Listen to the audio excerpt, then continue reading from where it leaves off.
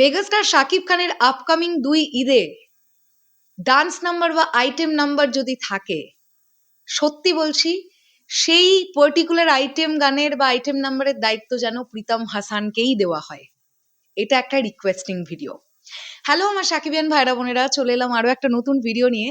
আশা করছি তোমরা প্রত্যেকেই খুব ভালো আছো। আমি কেন বললাম জানো এই কথাটা, তোমরাও রিলেট করতে পারবে।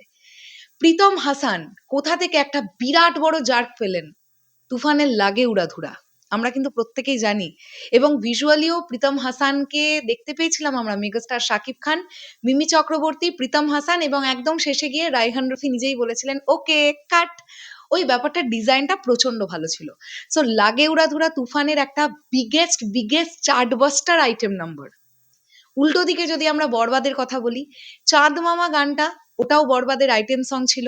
চাঁদ মামা গানটাও প্রবল জনপ্রিয়তা পেয়েছিল। দুটো সিনেমার মানে তুফান এবং বরবাদ দুটো সিনেমারই আইটেম নাম্বারের দায়িত্ব পেয়েছিলেন প্রীতম হাসান, এবং দুটো গানই দর্শকের মন জিতে নিতে পেরেছিল। তো যখন আমরা এটা আঁচ পাচ্ছি যে আগামী বছর কোনো একটা ঈদে মেহেদী হাসান হৃদয় আসছেন তো কনফার্ম, তো সেটা তো রোজার ঈদই হবে, আমরা এটাই এক্সপেক্ট করছি। আরো একটা ঈদে আসছেন রায়হান রফি, এমনটাই এক্সপেকটেশন আমাদের প্রত্যেকের। তো এই দুই পরিচালক যেন আইটেম সং এর দিক থেকে প্রীতম হাসান ছাড়া অন্য কাউকে ক্রিয়েটর হিসেবে না ভাবেন, এটা একটা অনুরোধের জায়গা থাকলো। Pritam Hasan such a talented artist, এটা নিয়ে কোনো ডাউট নেই। একদিকে আমি তার অভিনয় দেখেছি, অন্যদিকে তার ক্রিয়েশন দেখেছি, তারপরে তিনি কনসার্ট করেন, গান কম্পোজ করেন। তিনি ভীষণই মানে প্রতিভাবান একজন মানুষ। তো আমার মনে হয় যে দর্শক ঈদের সময় আইটেম সং যার কাছ থেকে পেয়ে অভ্যস্ত বা যার ক্রিয়েশন দর্শক পছন্দ করেছে, তাকেই রিপিট করাটা ভালো। কারণ প্রীতম হাসানের জায়গায় যদি অন্য কাউকে এখন নেওয়া হয় তাহলে একটা রিস্কের জায়গা থেকে যাবে। প্রীতম হাসানকে কি সে বিট করতে পারবে? প্রীতম হাসানের ধারে কাছেও কি যাবে কম্পোজিশন? সেই ব্যাপারগুলো কিন্তু থাকে।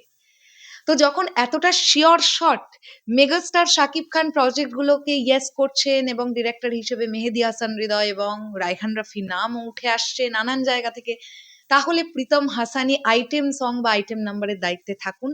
এটা শরৎ মিউজিক ভেঞ্চার্স টিমের একটা রিকোয়েস্ট। এবার এই রিকোয়েস্টটা আরো মানে প্রখর হতে পারে যদি তোমরাও কমেন্ট সেকশনে এই ব্যাপারটা নিয়ে কথা বলো, বা তোমরাও বিভিন্ন জায়গায় এই বিষয়টা নিয়ে পোস্ট করো। কারণ লাগে উড়াধুরা বলি বা চাঁদ মামা বলি, দুটো গানই কিন্তু দর্শককে প্রচন্ড মনোরঞ্জন দিতে পেরেছিল। তো সেখান থেকে দাঁড়িয়ে দেখা যাক কি হয়।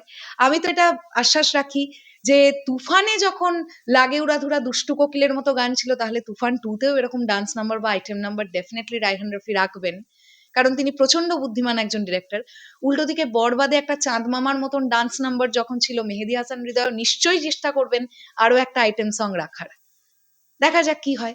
তোমাদের কি বক্তব্য এই বিষয়টাকে নিয়ে কমেন্ট সেকশনে জানিও। তাহলে এখনের জন্য টাটা।